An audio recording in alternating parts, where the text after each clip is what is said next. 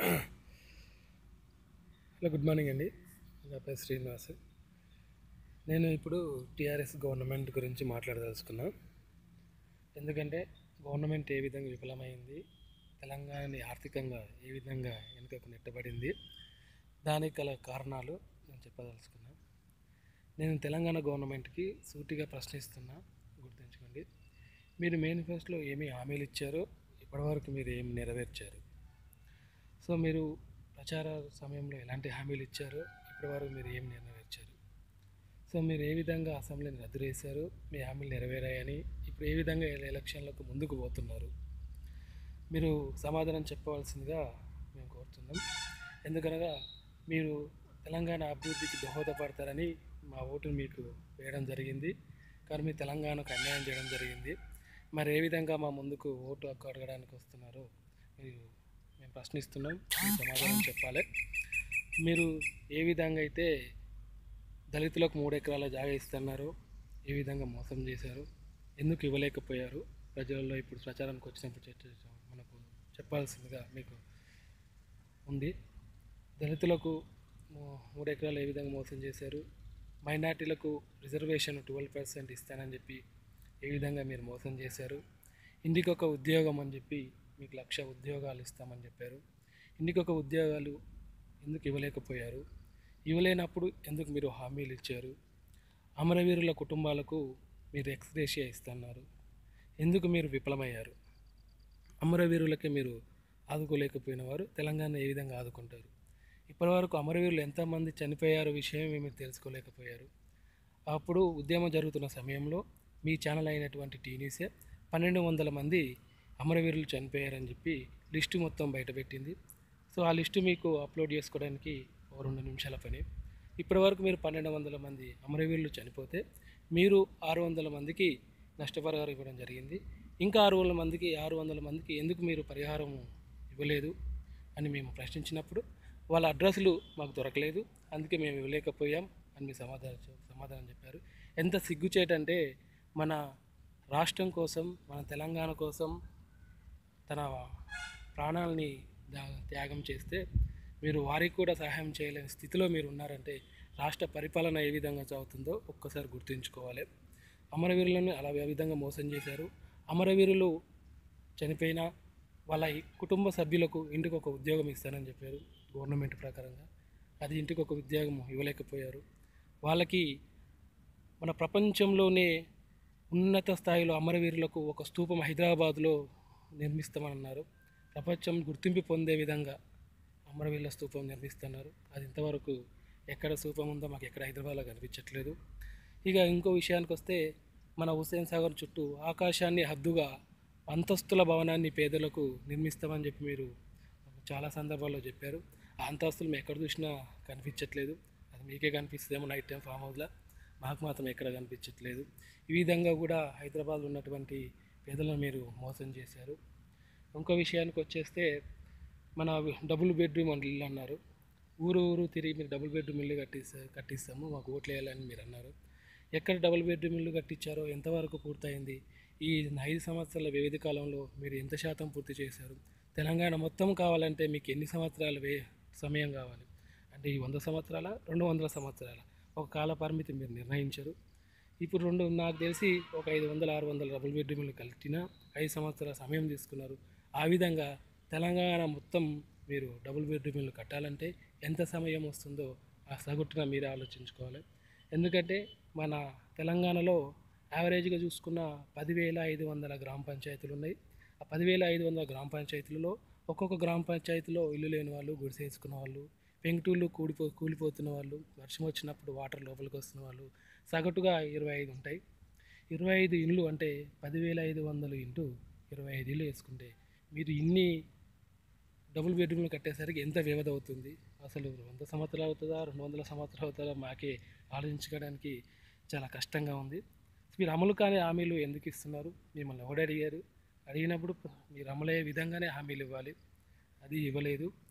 మీరు ప్రభుత్వ సంస్థలో పనిచేసే కాంట్రాక్ట్ ఎంప్లాయీస్లకి ప్రభుత్వ పరంగా రెగ్యులరైజ్ చేస్తున్నారు, అది ఇంతవరకు ఎక్కడ అమలు కాలేదు.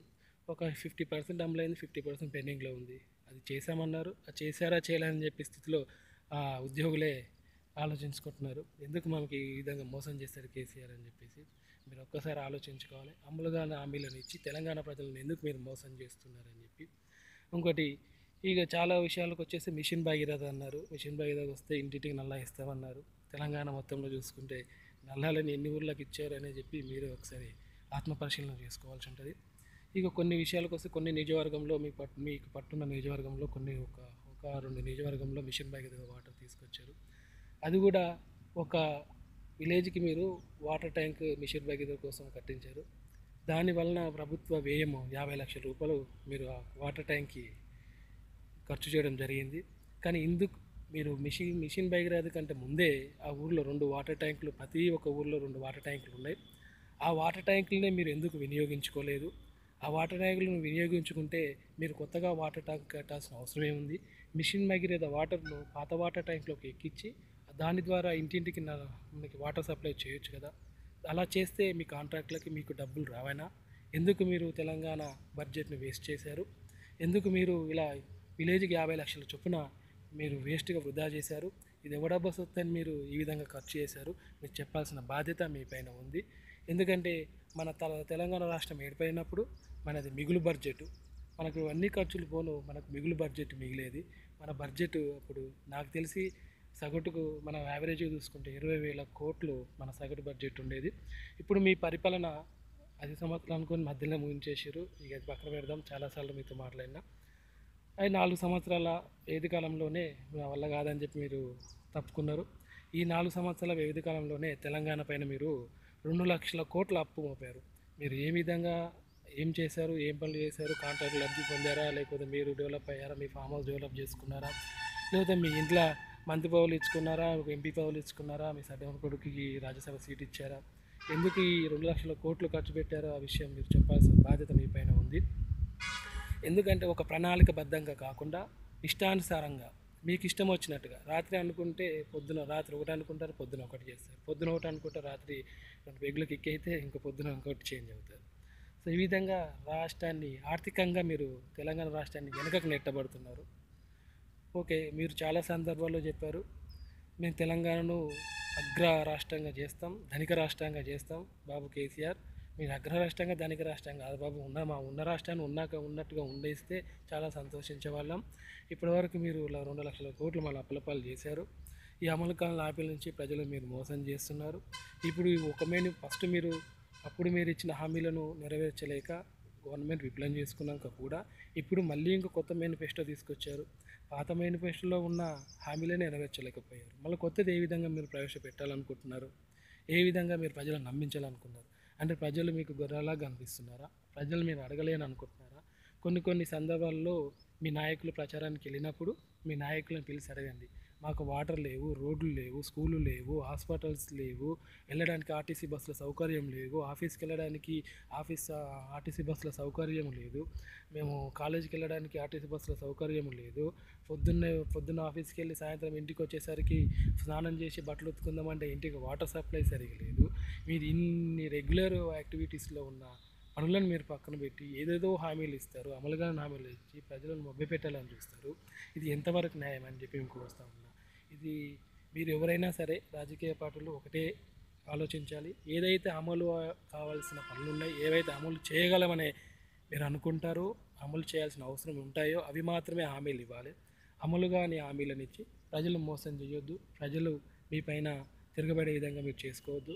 ఈ విధంగా మీరు చేశారనుకో, ఇప్పుడు అందరు ప్రజలు ఆలోచించే స్థాయికి వచ్చారు, మేము రేజు స్థాయికి వచ్చారు. ఇలానే మళ్ళీ చేస్తే ఊర్లోకి రాకుండా తరిమి కొట్టే స్థాయికి మీరు ఉంటారు.